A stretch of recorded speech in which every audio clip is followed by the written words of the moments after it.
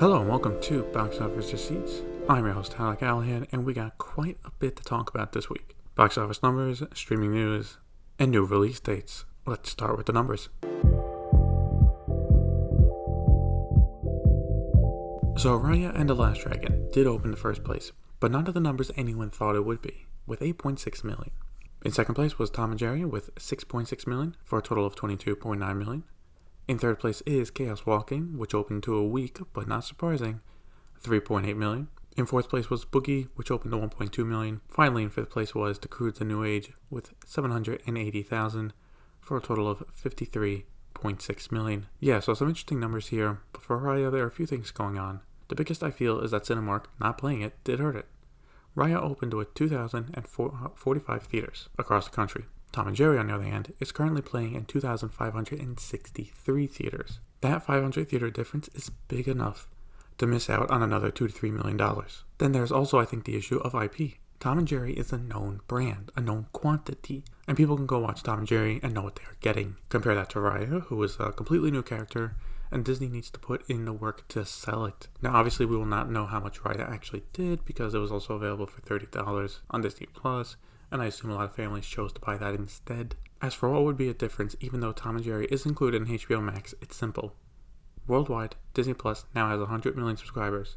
It is a lot easier for families to just buy it and be done than go through the process of setting up a new streaming service. Now we wait and see if Raya can have decent legs at the box office or fall flat. Now, while we just reasonably talked about Raya did what it did not do good in China, and that is with no Disney Plus available. Coming in first place again is Hi Mom with 22.8 million for a total now of 765 million. Climbing up to second place is Endgame with 10.7 million.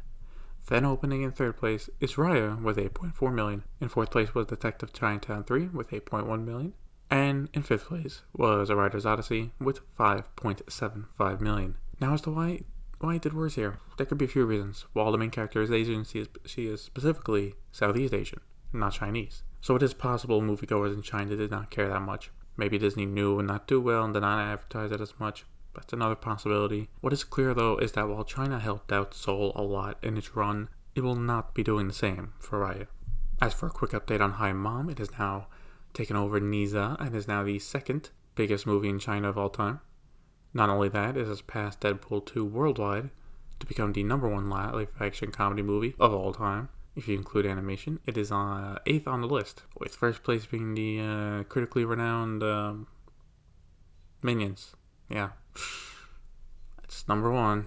Looking at South Korea, Minari opened in first place with 1.68 million, beating out Raya, which opened in second place with 928,000. Overall though, compared to normal numbers for that country, this is still very low. Hopefully it starts to rebound soon. As for Japan, yes, I do have some Evangelion numbers, though it opened on a Monday. It did not stop fans from coming out, as Evangelion 3.0 plus 1.0, Thrice Upon a Time, opened to 7.6 million. Now we'll have to see what a full weekend is like, but that is a solid start for a movie, especially since 1, the Monday, and 2, there's an 8 p.m. curfew in cities like Tokyo in the country due to the pandemic. Still, there were reports of sold out shows, even at 6, 7 a.m., so people were coming out. Also, while not a big number at all, IMAX is very happy, as they just got a new record broken in Japan for the best opening day of a movie in IMAX in Japan. Of the 7.6 million, 740,000 was from IMAX screens. Looking at worldwide totals, Raya and the Last Dragon opened to 26.2 million in total. Tom and Jerry is now at 57.3 million. The Little Things is at 25.2 million. The Croods: A New Age is at 157.7 million. And Wonder Woman 1984 is at 162.5 million. Before we go to Hollywood, China has actually been busy over the past few days, so let's get into that. First, we got a new Chinese movie coming out in April, and it is a video game adaptation. That's right, they too are getting into video game adaptations, with this one being for Dynasty Warriors. Having watched the trailer, it looks about how you would expect, so not bad, but considering I have not played any of the games, I don't know at all if it's truthful to the series. It will come out in Hong Kong April 29th, and then to the mainland the very next day. No word yet on it releasing in other countries.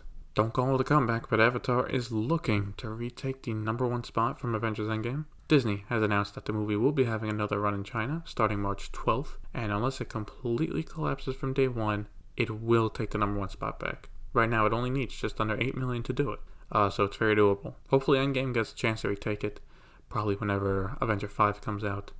Though it is kind of funny seeing Disney basically pass the record now back and forth between the movies since they own them both. Another Hollywood movie is also coming out this month in China, and it's 21 Bridges. Yeah, that's right. It too will get a release in China starting March 19th. I have no idea how much this will make, but it's safe to assume not much. Some sad news in China, or to be more specific in Hong Kong, where UA Cinemas has filed for voluntary liquidation. While cinemas in Hong Kong have been able to open for the past few weeks, it was at limited capacity, and it was not enough to save them. Now, I'm not sure how it works over there, because at least here you can condense your company via the courts and come out alive, and then there's your bankrupt. I believe it's Chapter 7 bankrupt is the bad one. I'll finish this story with the post they shared on their website announcing the news. Quote, UA Cinemas has always been committed to providing the highest quality of cinematic entertainment to all audiences in Hong Kong since it was founded in 1985 by Mr. Ira Kay. However, we regret to announce that UA Cinemas will cease business with immediate effect from March 8, 2021, due to unavoidable and devastating pressure faced by our operators since the beginning of the coronavirus pandemic. We would like to thank our colleagues, customers, and business partners for their support with UA Cinemas over the past 36 years. Thank you everyone for taking the journey with us. To comply with the statute and to protect the interest of all shareholders, UA Cinemas has commenced winding up procedures with the Hong Kong court. End quote. And finally, for China, Nomadland has been banned. Kinda. After Chloe Zhao made history at the Golden Globes for winning Best Director, people on social media in China were upset, with some of it being about comments she made in an interview almost a decade ago. Well, that kicked off a firestorm over the past week, and it has resulted in its release date and promotional material, like posters, being pulled offline. As for if the movie will still come out, maybe. Variety did reach out for answers, and while not getting anything concrete, heard from sources that they are hoping to still release it next month as a soft release, as in very little to no marketing, but still played in theaters. Moving back over to Hollywood, Universal made their play for their summer blockbusters, and that is to punt. First is F9, which got just a tiny kick to June for a release now of June 25th.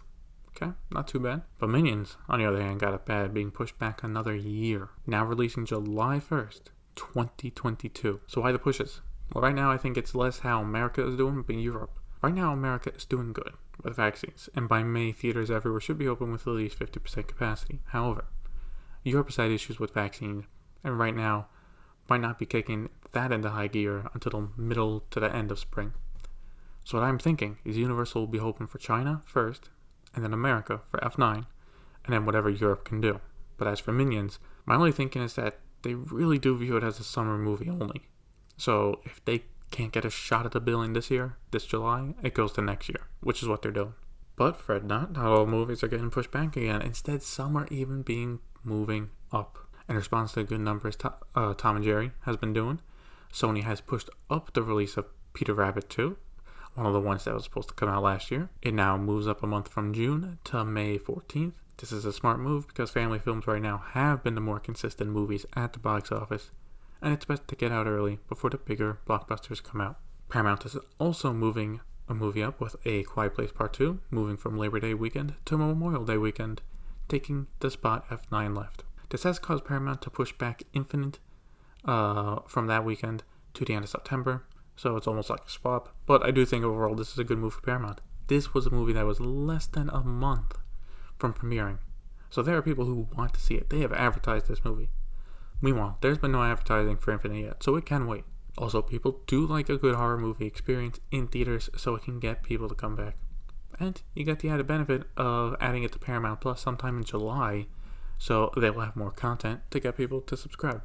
It's a win-win-win. For VOD Premium, let's start with Netflix, who is spending the big bucks again. Shock. At the European Film Festival, Deadline is exclusively reporting that they spent $55 million for a movie called The Pale Blue Eye.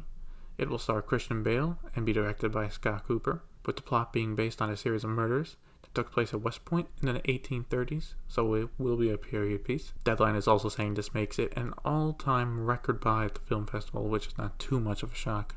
As for the movie itself, it is definitely something I would like to watch and look forward to. Taking a quick look at Peacock, and we have some more details on the money it generates. In a filing to the SAC, Comcast reported a $914 million adjusted loss for the streaming service, but it did generate $118 million for the company. Now, while that does not clear up much, like how many subscribers are paying, it does show that the current 33 million signups and the ads run on the service are not enough to, well, at least run even. But that is all. It's not bad news yet. It's not. First, the service only has been up for about half of 2020. It wasn't up the entire year. And it doesn't even have a major piece of content to sell people on the service. Ideally, for the company, that will be the Olympics coverage this summer if it goes on. Also, companies like Netflix have run in the red for a while, and even Disney Plus, with its 100 million subscribers, is spending billions on content over the next few years to make the service eventually profitable. Overall, streaming can be profitable for companies if they put in the work. Hopefully Comcast does just that. And finally, we gotta talk about the HBO Max fuck up. Yep, this week for a few hours, if you wanted to watch Tom and Jerry, well, too bad. You got Zack Snyder's Justice League instead. That's right, the first 2 hours of the movie was available, and as word got out, people started taking clips and posting them online. In the evening, it was fixed, but still, you would think since it's your platform, nothing could be leaked, or it'd be a lot harder. I'm curious, though, about how the actual setup for uploading content on the platform is and what went wrong. And that will be it for this week's episode of Box Office Receipts. Question for this episode is, what would it take for you to sign up and pay for Peacock? The Universal movie lineup? Let me know on Facebook. Link to the pages in the show notes. Thank you for listening, and see you next time.